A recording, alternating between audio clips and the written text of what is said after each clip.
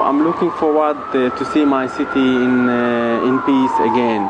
Nablus was as one of the eldest cities in the world. It was a very nice place before the war situation, and I'm sure that it will be nice again in the peace atmosphere again. Not only Nablus but all of Palestine. And I think that there are a lot of people by both of the parties that believe in peace, believe in living together. And we saw in the war situation that many of the soldiers are bored of what do they have. They talked with us and they felt really very bad. We are counting on the free people in both of the parties to start their initiative and to solve this kind of situation.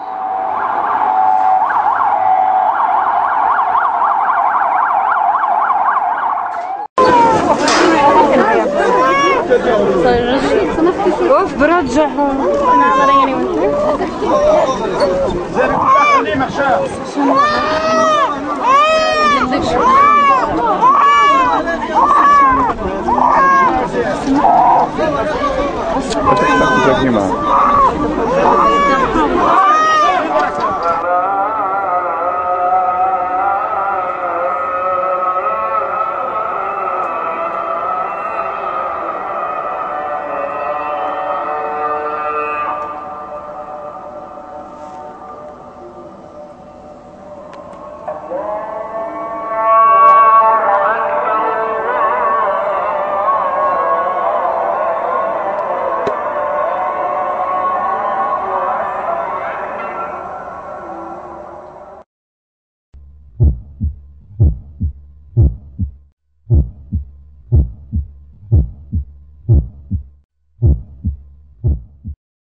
I want to go to Jerusalem, and actually when they made the Oslo agreement, it was that you agree that you can go to Jerusalem but not any time, because sometimes they may close it and it's not under your control, it's under their control. I can go to Bethlehem until I go to Ramallah first, and then I can go to Bethlehem, because now there is no cars going from here to Bethlehem or Hebron, so they already separate the north from the center from the south, and so I don't think it's a life. I used to go in a 20 minutes to Jenin, and now I spend more than 1 hour extra to go there. And still, sometimes I have to stop to ask for an ID or what you are doing here. And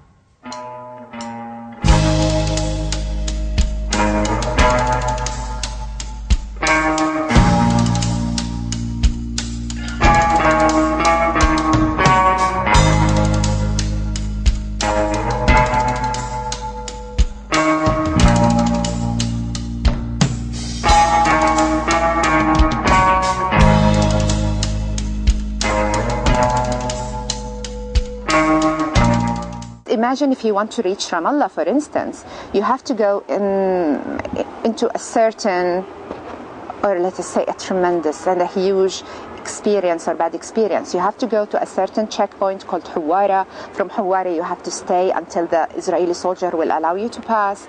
Once you are passing, you have another checkpoint to go through. It's called Za'tara. Not to mention the flying checkpoints that you might face on the road. So instead of reaching Ramallah in 45 minutes or 35 minutes, you'll end up reaching Ramallah in 2 hours, 3 hours, maybe 4. So it depends, and it all revolves upon the mentality of the Israeli soldiers.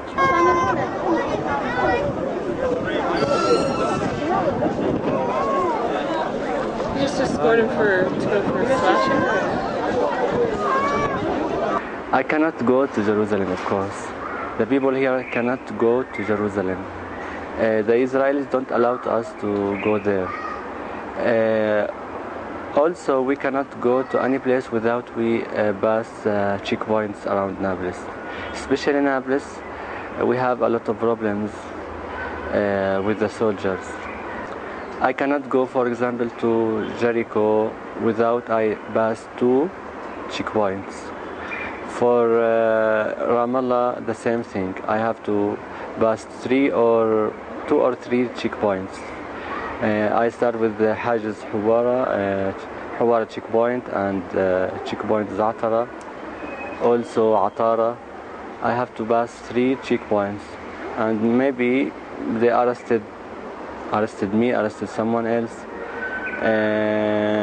It's so bad to pass checkpoints. Of course, in the beginning they starting to looking for your name in the computer. If they say wants you, they can arrest you. And sometimes 2 years ago, when I went to Qalqilia, they arrested me in Za'atara checkpoint, not Za'atara, Zawata checkpoint, and I spent 11 months in the jail without any problems, without they say to me why they arrested me.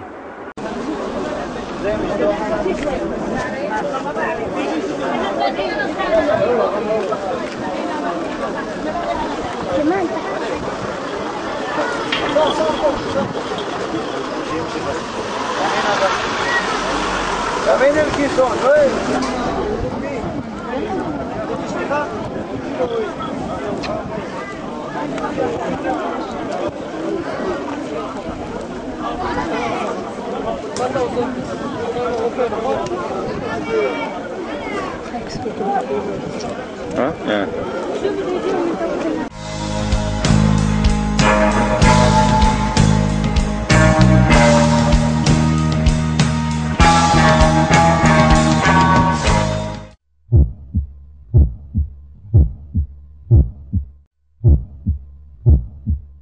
I witnessed many of really terrible cases by which they killed persons after to be arrested.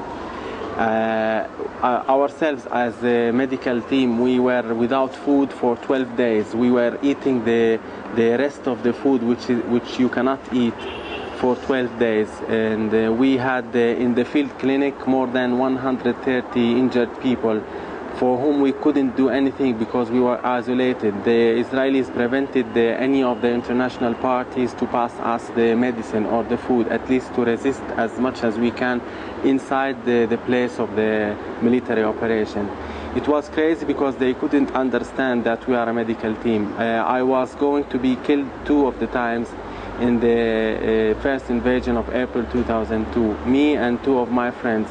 One of them is still suffering from this because he collapsed and he has some psychological problems nowadays.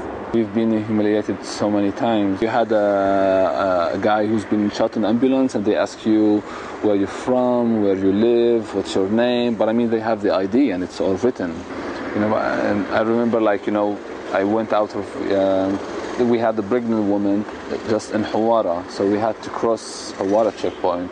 And in the night they used to change the way, not on the main road, you go around the checkpoint. So you go in the field and the soldier is just like there, you know, with their heavy weapons and stuff. And so you go on the road, you go out, you open all the doors, they check you. They even, you know, I had snipers on top of a truck, like he's putting the gun on me. I don't know, I mean, it was 3 or 4 in the morning, and then, I mean, it's only we kept telling them that we have a pregnant woman. I mean, she's waiting for us, and they just did some stupid check, and then we went, and actually the woman had the baby in the taxi, so we arrived really late, and it's not like the first cases, and it's not the worst.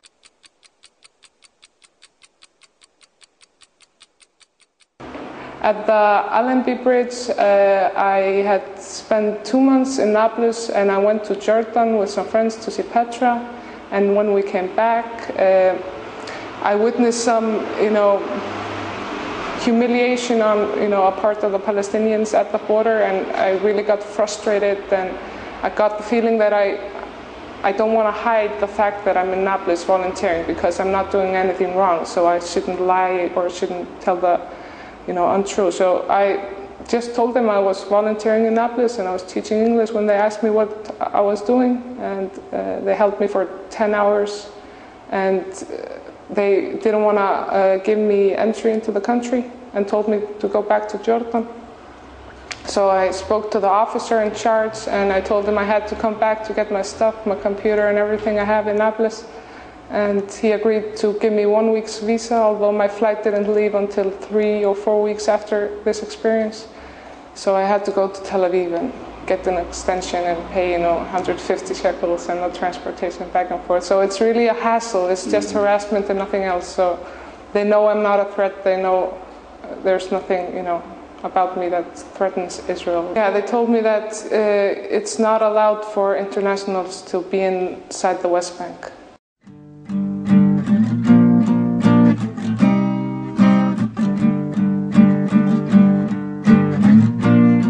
This is in Warsaw. I go into the security line, and the first thing is a big, bulky guy, about 6 feet tall in a suit, comes and asks me to come with him. First he takes me to the front of the security line, in front of all the other people, and it's very quiet. It's Frederick Chopin International Airport. It's very peaceful there, just a small line of people waiting to go through the checks, and they're checking their bags. So first he has me talk to this one woman, and I ask her a question, is my bag here in the airport, because I was wondering if it had made it through from Chicago.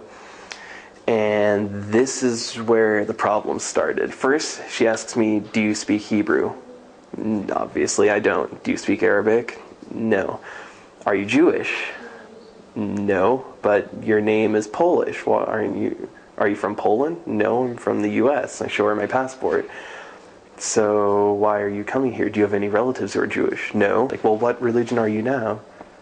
Why does that matter? And then, well, what? Okay, I don't have one. It's not, well, why do you want to visit? I'm a history student. Let me see your student ID card. So I take out my wallet and I prove to her, and they go to the computer and search that it's a real university and that I do go there. Is this your camera? Yes. Has anyone else ever used this camera? Yes, my family. We all use it.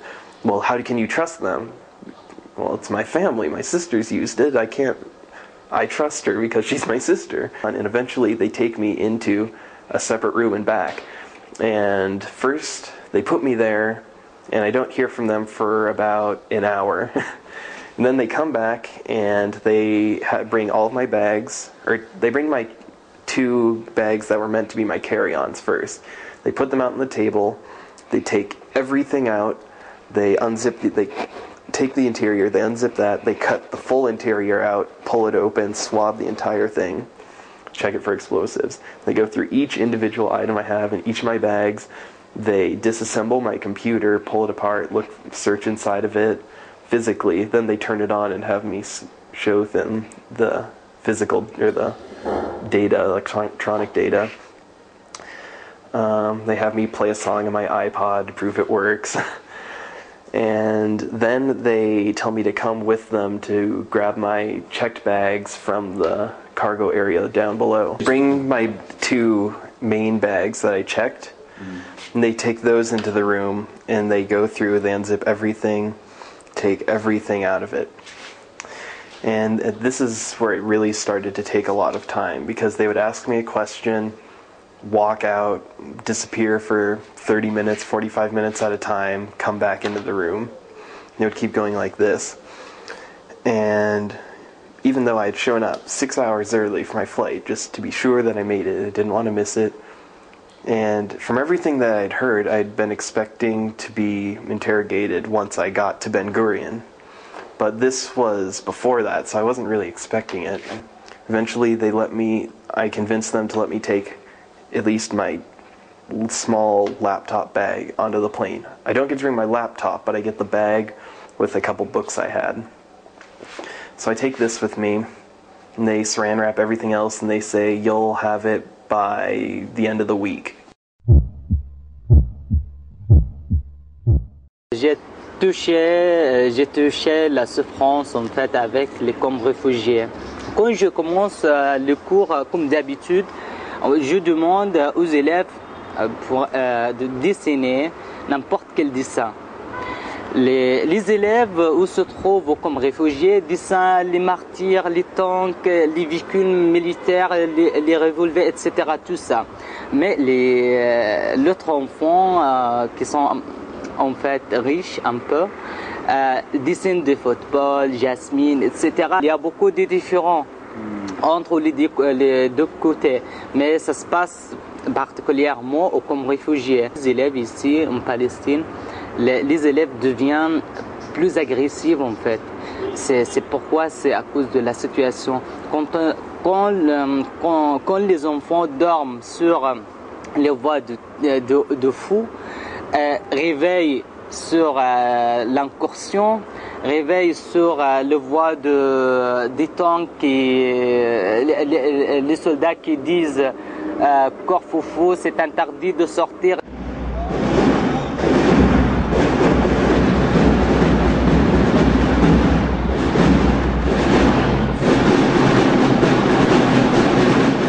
Since 2002, the Israelis are occupying the city every night. And this negatively affects the psychological health of the citizens of the city. I don't sleep well. I'm expecting the Israelis to knock on the door of my flat and enter it anytime. I'm seeing nightmares when I sleep. When you see the Israeli soldiers when you go to sleep, or people everywhere in the globe go to sleep to get some rest. When I go to sleep, I wish every night not to see the Israeli soldiers in my nightmares. Sometimes they are coming using speakers and imposing curfews. Many of the citizens left the city, by the way. Many of the citizens found their jobs abroad and left the country. And I don't believe that this is the solution, but frankly speaking, life here is unbearable. Every day, every moment, we're expecting that they will be that they will go inside just to take someone, just to kill someone. They stayed 2 weeks in my house. I had a really good spot on the city, so they had like snipers on the roof, and I think there was every day there was more than 10 or 12 tanks on the street, and they took like my house, my uncle's house, my other uncle's house. We had some cases like that. My sister, lost her baby, in the house, and she's been stuck in the toilet, with the baby hang, it's for hours, and we've been trying to explain to the soldiers that it's ambulance. Every time I'm late after 8 or 9, my mother or my father, they call me go home, it's late. They're going in. For me, I go work, I feed my children, I pay all my expenses, that's it. So the other things just go relax, have fun, go out, do a barbecue. No, I don't need that, because something may happen at that time, and then I will blame myself for this, because I went to relax and I know that I'm still under occupation. The things that happened in these years, it was still, it's still difficult for all of us. No one can say that I'm okay with that, I can live with that. But still, because we want to be alive, because this is what makes us living, because we love life, not because we can handle the blood and the killing and stuff. No one can do that. But I think it's some kind of, I don't know if it's a dignity or that, I'm a strong person, or I don't know what, but I think no one is.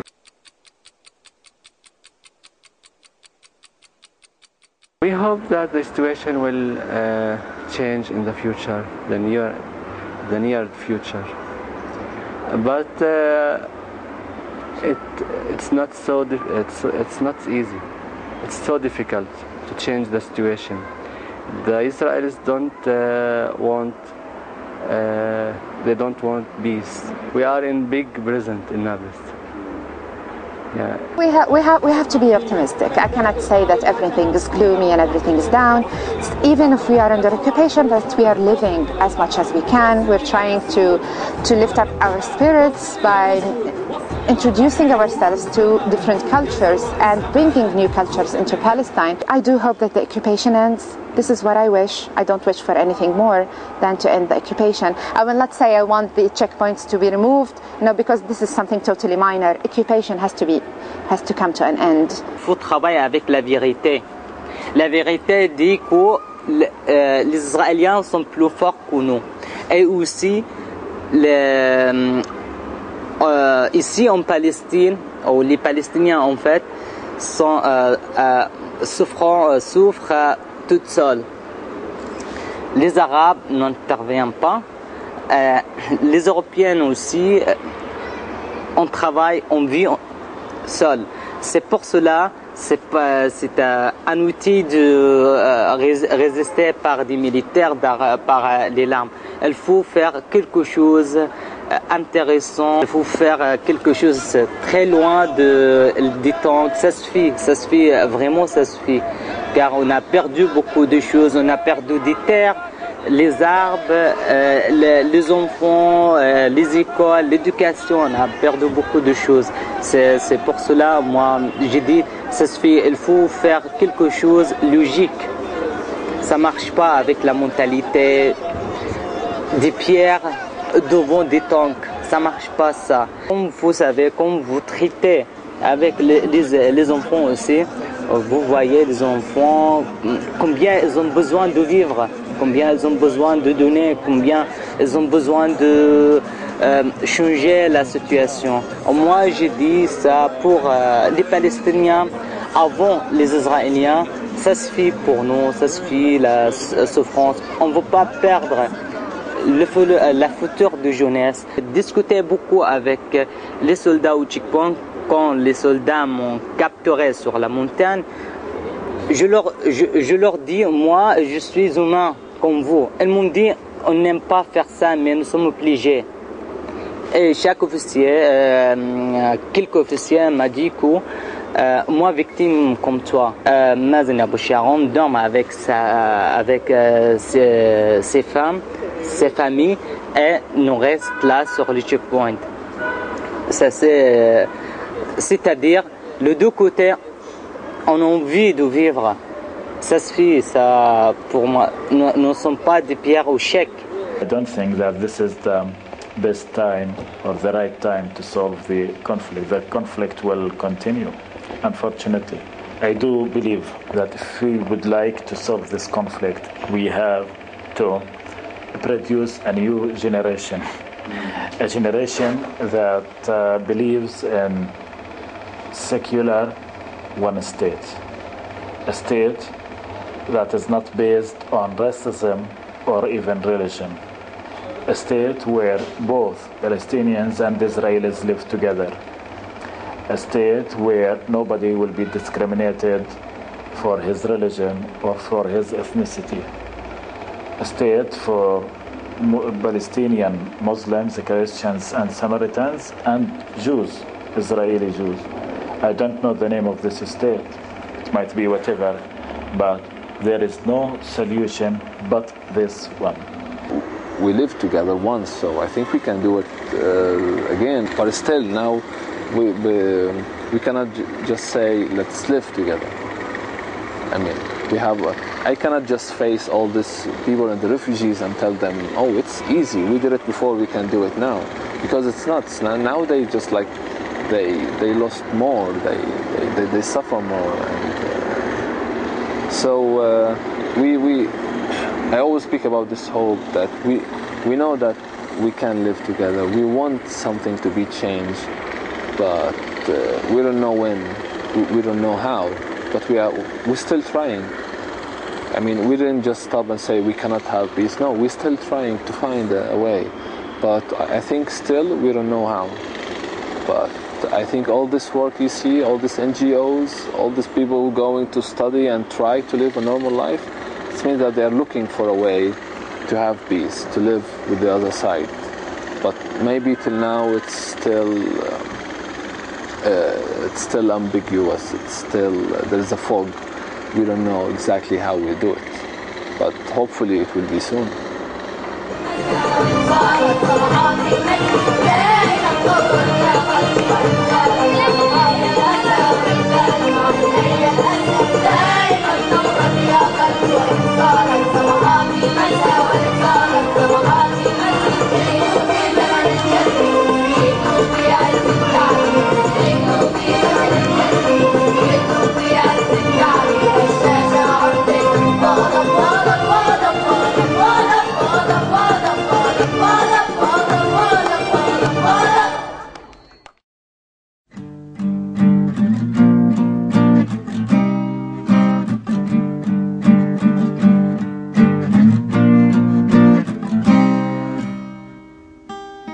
Tucked in one day, stranded ashore, my head overflowing, and my pockets full of gold. I'm looking at tipsy dogs and barking horse.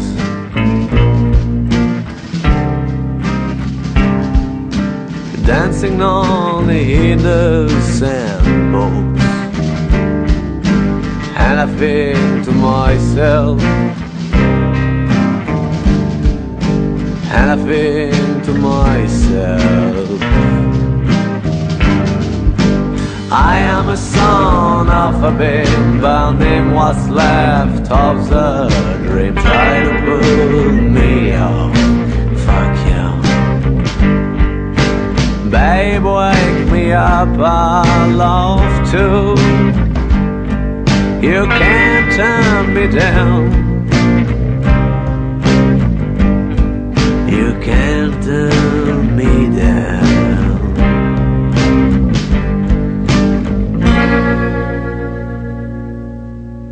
Je vais pas traîner.